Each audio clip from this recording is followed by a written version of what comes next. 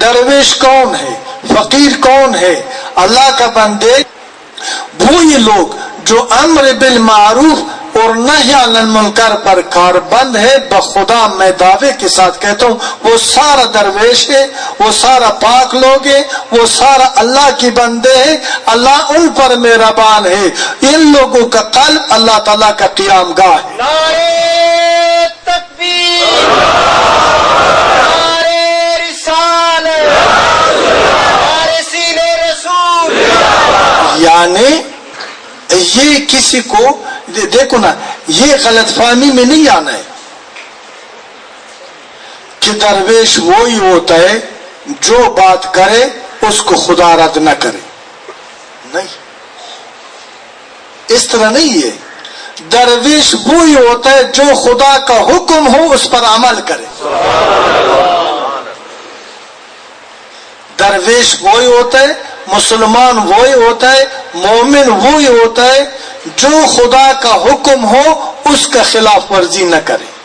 اور خدا کا حکم یہ انت کہتے ہیں نا کہ یہ دین اسلام کیا ہے. دین اسلام اصل حقیقت دین اسلام کا پہلا میں نے آپ کو بتایا کہ حضور نبی رحمت صلی اللہ علیہ وسلم کا اتباع، پیروی اور نقش قدم پر عمل کرنے کا حقیقت ہی دین اسلام ہے. یعنی امر و نہی پر کاربند لوگ جو ہے نا حضور کا مطیع اور تابعدار ہوتا ہے. وہ ایسا نہیں ہوتا ہے کہ حضور نور ہے. وہ دوسرا ملا صاحب کہتے ہیں حضور بشر ہے. وہ اس باتوں میں نہیں آتا ہے. وہ اس بات کو سمجھتے ہیں وَمَا أَرْسَلْنَاكَ إِلَّا رَحْمَةً لِلْعَالَمِينَ.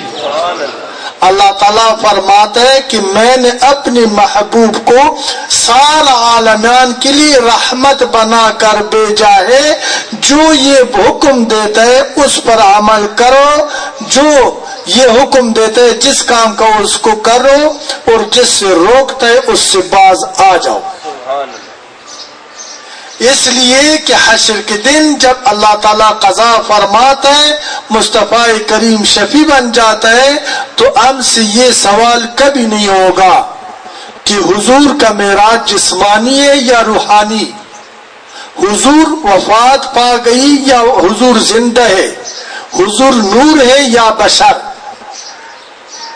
ہم سے یہ ضرور پوچھے گا کہ آپ نے رحمت عالم صلی اللہ علیہ وسلم کا اتباع کیا ہے، عمل خیر لائے یا شر، نیکی کیا ہے یا بدی، زندگی بندگی میں گزارا ہے یا بغاوت میں.